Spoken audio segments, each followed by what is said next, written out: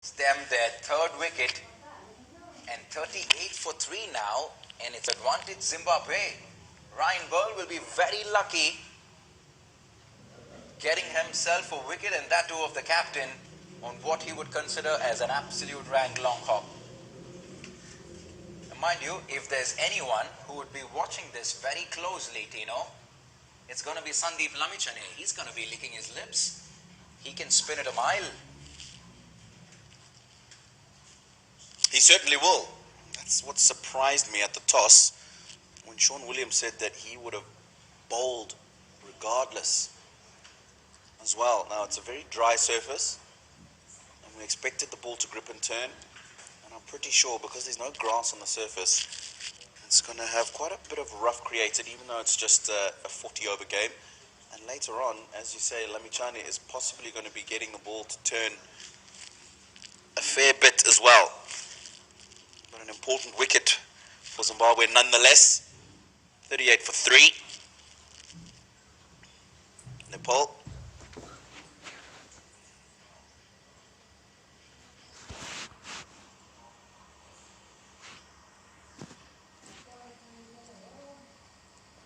We saw one debutant open the innings for Nepal. Guess what? Kushal Malla is also debuting for Nepal in this game, Tino. So exciting. Just in terms of the future of Nepal cricket, they have fantastic talent coming through the ranks. Churning out a lot of cricketers.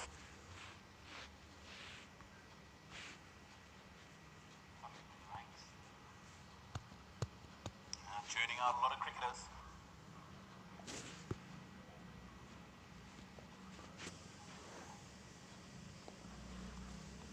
Churning out a lot of cricketers.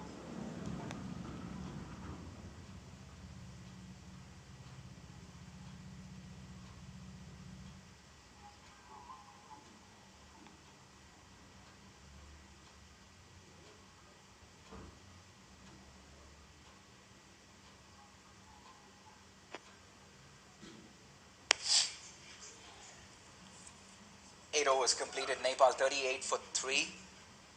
We probably have to say it's advantage Zimbabwe at the moment with 2 overs left for the halfway mark. 3 crucial wickets, and that too, that of the captain is going to give them plenty of confidence.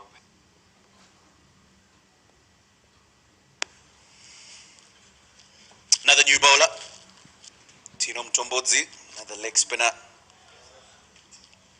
Amazing how many young leg spinners are coming out of Zimbabwe. Timson Maruma, when he started his career, actually came onto the scene more as a leg spin bowler with a really good googly as opposed to a batter. Now, obviously, picked for his exploits with the bat first. But they're roughly about the same age. There's another one, Natsai Mshangwe, who's represented Zimbabwe as well. All in the same age group. It's rather surprising to find so many young leg spinners sprouting out at Zimbabwe at that time, when in particular there weren't very many others in the country in the national team. Graham Creamer, of course, will be the last world-class leg spinner you could refer to from Zimbabwe. It almost feels like there's something in the pitch for everybody, for the leg spinner, the off spinner, the medium pacers as well.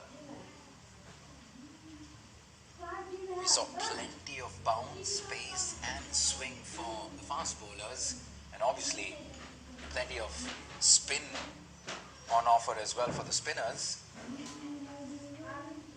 And even from the batsman's perspective, if they hang in there, they certainly can play through the line, and there is value for their shots as well. All in all, a good pitch, you'd have to say.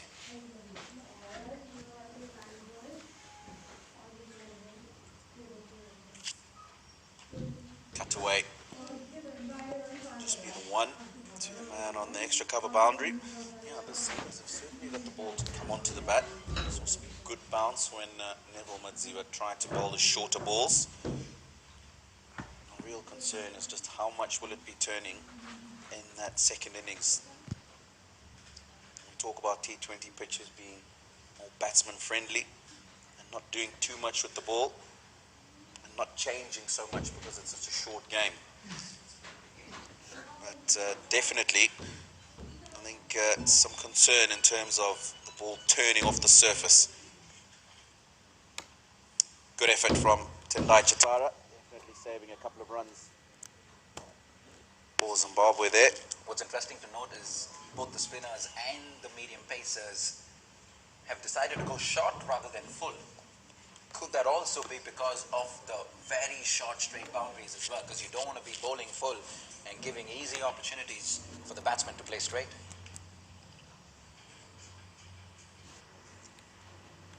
I'd have to agree with that. Those dimensions is something that all the teams so far have been talking about. End of the 9th over, 41 for 3 Nepal. And that's definitely something that would be in the back of the bowler's mind. If they're going to get boundaries, rather let them get those boundaries square of the wicket, where you've got a bit more protection in terms of distance to the boundary.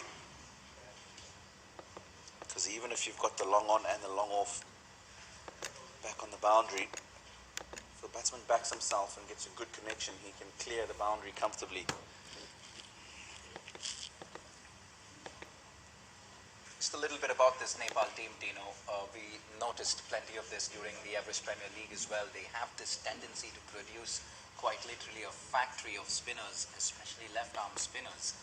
Having said that, they have, I'm going to come back to you right after this delivery, Ryan Burl to continue from the far end. Adventurous. Very adventurous. And value for money, no fielder there, gets himself 4 runs. Excellent shot from the vice captain, Dipendra Singh Airi there. Another look at it. Comes around for the switch hit, makes good contact. Nobody in the boundary line, 1 bounce over the boundary. 4 valuable runs into the 40s. Good comeback from Ryan Burl. Coming back to what I was saying, Tino, especially the Nepal team, they have fantastic bowlers coming through the ranks, spinners and medium pacers as well. But it's the batting department that probably needs a little more application then. He tries that again, and guess what? 4 more. Very, very interesting tactics here from Dipendra Singh Airi. Another switch hit, another boundary, and this is going to make the captain think, will Sean Williams change his field? 2 switch hits have resulted in 2 boundaries. Wow, that's obviously a shot that he plays well. One before this, he went up and over that man at backward point. This time, along the ground.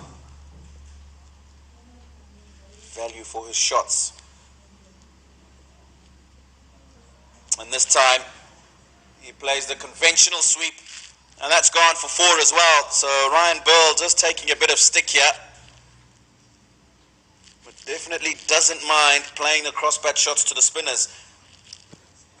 Played the reverse twice. This time, conventional sweep. Nobody back at deep backward square. And gets another boundary. Yeah, Dipendra Singh Airi looking very, very confident. 20 of just 13 deliveries. He got off the mark with a confident looking sweep shot. And with 3 boundaries in this over, he's making Sean Williams and Ryan Burl think they need to think fast, because much better. Just the single on this occasion. And it's already 13 off this over with 1 delivery left. It's the batting department that Nepal have struggled in the recent past. They seem to have plenty of options with the ball. And it's opportunities like this, in tournaments like this, that give the batsmen enough to do and give the confidence to the bowlers that we can do it with the bat as well.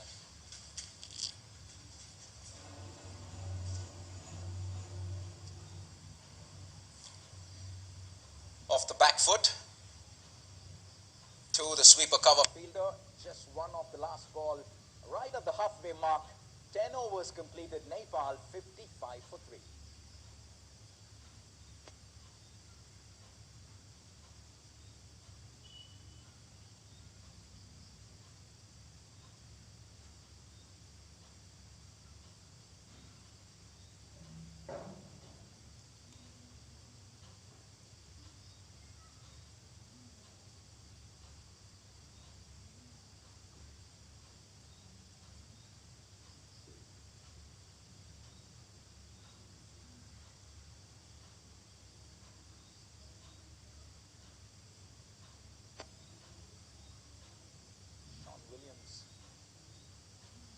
Big hit, big hit.